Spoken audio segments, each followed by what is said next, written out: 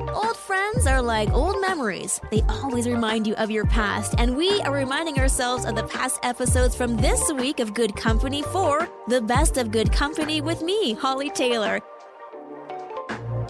I'm Hollie Taylor, and when we think of our country, maybe we think of the fact that we've got lots and lots of incredible nature scenes to wander through. Maybe you think of the fact that hockey and lacrosse are our national sports, or maybe you think of the fact that we like to embrace languages.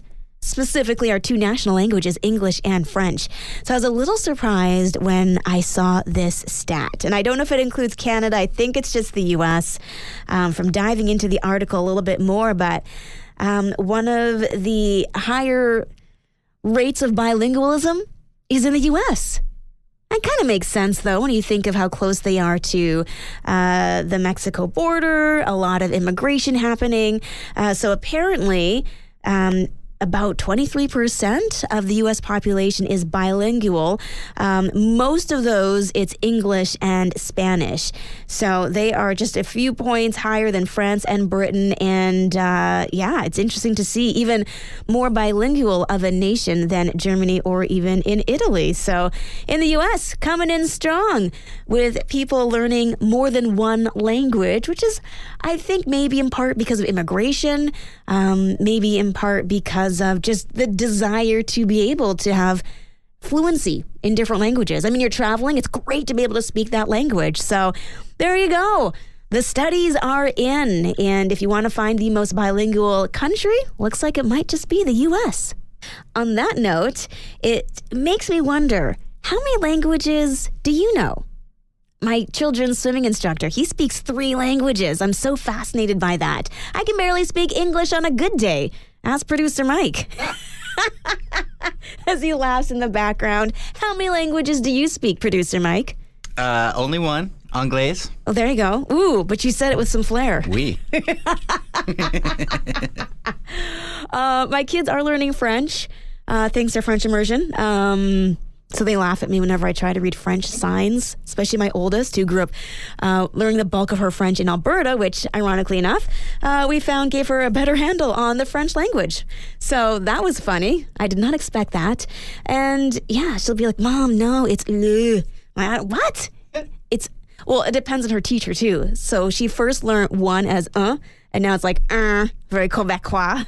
And she still laughs at me. I still can't say it right. So Okay, you're 1, producer Mike. I'm 0.5. Okay. What about you? Text in 905-338-1250. How many languages do you know? I'm Hollie Taylor, and it was interesting to see the football game from all the different angles, from the Taylor Swift fans who were there to see how many sightings they would have of her, to those who wanted to see the halftime show, to those who were just generally interested in who was going to win. But I love the stories behind the story of football, as in the States, we know it's huge, and it's very tied into the fabric of their culture. It's important to them. It's the 3 F's. Faith, family, and football. And so just hearing some of those stories about that element of people's faith heading into the game was very, very inspiring. I mean, you think of Brock Purdy, the quarterback for the 49ers, literally making headlines because he was considered Mr. Irrelevant. I mean, he was the last quarterback to be drafted. And he really, when you take a look at the pay scale, he's paid accordingly to their perceived value of him. So definitely the story of an underdog, but being able to say, I'm here because of God. I'm giving this platform an opportunity to share my faith. And that's exactly what he has done this entire journey to the Super Bowl. And so I really appreciated what he said coming out of the game, talking about how he could be a stronger leader and seeing the things that he could learn to do differently. And then heading into the game, saying that win or lose, he's going to give thanks, and just saying that he's not praying for a win, but he'll be praying for peace. And I just think it's so interesting. Often we pray for the wins. We pray for what we think will benefit us or make us feel good in that moment. But praying for peace often means that you are praying knowing that it may not go your way, that you're going to have peace in every and all situations. It goes outside of just the thing, but really dives more into the character and who we are. It got me thinking about how would I pray heading into the Super Bowl? I mean, lots of people would have been praying for one team or the other team to win, but how do you approach those situations? So I'm kind of curious when it comes to those big things in life. How do you handle those big things? How do you get ready for them? 905-338-1250 for Brock Purdy. Definitely using things like this to really dial into prayer. I'm Hollie Taylor. This is Good Company. And if you've ever had a day that's just been a lazy day and maybe you felt a little guilty about it, I want to encourage you not to. I mean, we all know that God rested on the seventh day. So yes, we can take lazy days too. Jesus rested. So sometimes we just need to unplug, to recharge. And so according to science, it actually also backs this up. It says having one lazy day per week can help reduce stress, high blood pressure, and improve mental health. So science getting on board with having those lazy days. And so that's what I want to talk about is how often do you carve out a lazy day for yourself? I remember growing up and Sundays just naturally were our lazy day. We'd wake up, we'd go to church, we'd have Sunday afternoon naps, we might see friends, but it was just a chill day. A day to do nothing. And I mean, stores weren't even open, so we couldn't even be tempted to go to the grocery store or shopping. It was a day for nothing, just rest.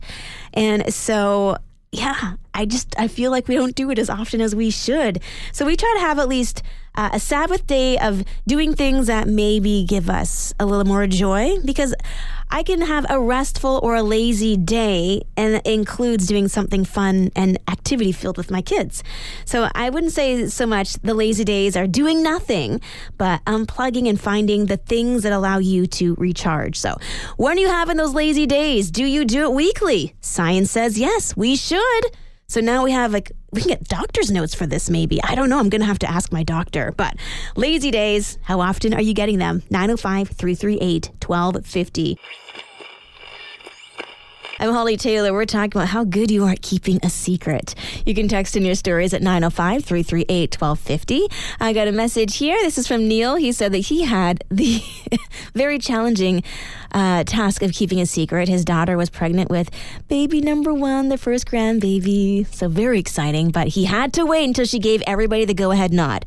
He said it was very challenging, but he did it. So there we go. See, that would be a hard secret to keep. I mean, you want to say something, but you can't. So we're keeping secrets, but the good kind here. Producer Mike, how would you rate yourself on your secret-keeping skills? I think I'm pretty good at it. Yeah. I don't come across many secrets, though. Yeah. But, yeah, I mean, around a pregnancy or a marriage or something, for sure, right? Yeah, you don't good. want to spoil anything. Yeah, you don't want to be the spoiler alert person. No. Nobody likes that person. And then you don't get invited to the wedding. You never get to meet the child. Yeah. Yeah. I mean, I know you're holding on to a secret because I know that secret. So I can't wait to the secret to be out and around the office. So I would say, yeah, you're a good secret keeper. And I can when I need to be. Yeah, that makes sense, right? It depends on the severity of the secret. Yes. Yeah. Or the positive weight. Yeah. The implications. Anyway, how are you at keeping a secret? 905-338-1250.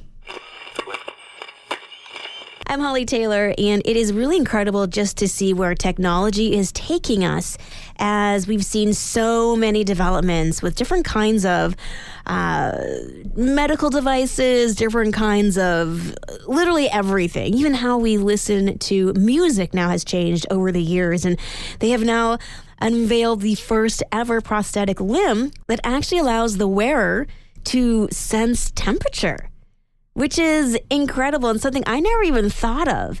So for someone who has lost a limb, that would be something they don't get to experience anymore. But with the mini touch device, it actually allows amputees to be able to feel hot or feel cold.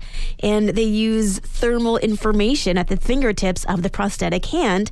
And then it actually, via residual waves, allows them to feel that feeling again, which is pretty incredible when you think about it. It makes me wonder where devices will continue to go from here.